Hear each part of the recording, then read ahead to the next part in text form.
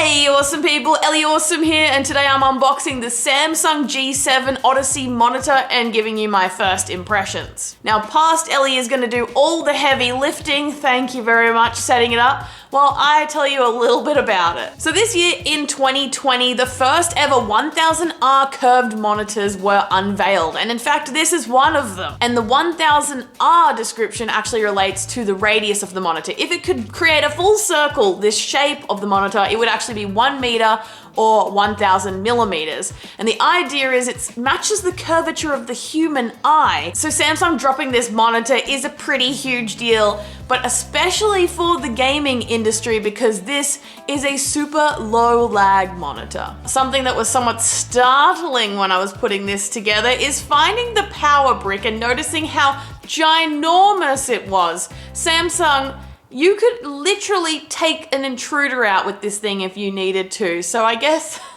thank you for looking after my safety. But I assume it is required for the power, the sheer power that is going to be pumped into this display. It has a 240 Hz refresh rate and a 1 millisecond response time, which is meant to eliminate lag and ghosting. Also, fun fact, while I was unboxing this, I don't know why, but this part is called ass. I don't know what that was about. Now I'm unboxing the 32-inch monitor here, but the G7 also comes in a 27-inch monitor size. And honestly, this thing is huge. And in fact, this monitor is thick, and I guess you need that to be able to pack so much power into this baby. In saying that, there's also a G9 monitor in this series, and it is 49 inches.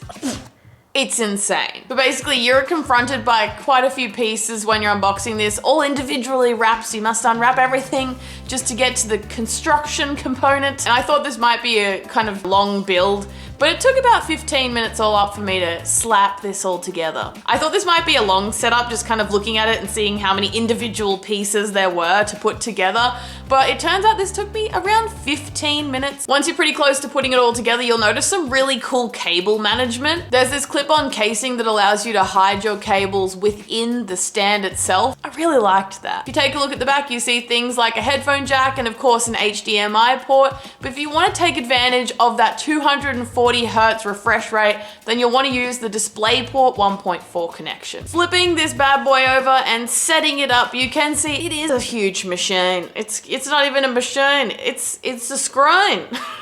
Okay, technicalities, is it a machine? Probably. This thing is an absolute beast. And it's not like some of Samsung's other monitors where it's more of a dual display set into one large, wide, curvy monitor. This one is more of a big, fat, wide, and tall screen. Like, there is a lot of screen real estate above and below the face. Like, if I'm looking up, it's like all the way up here, and looking down, it's just...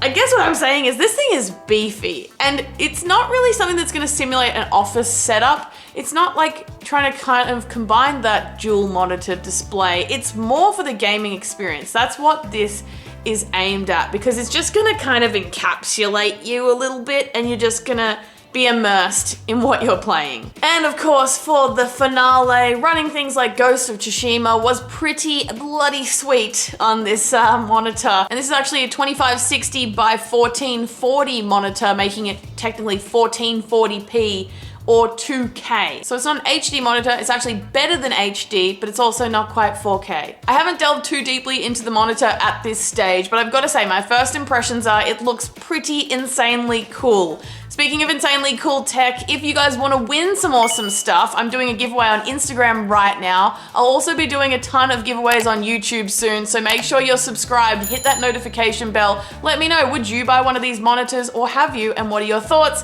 And hopefully I'll see you guys next time. Bye-bye.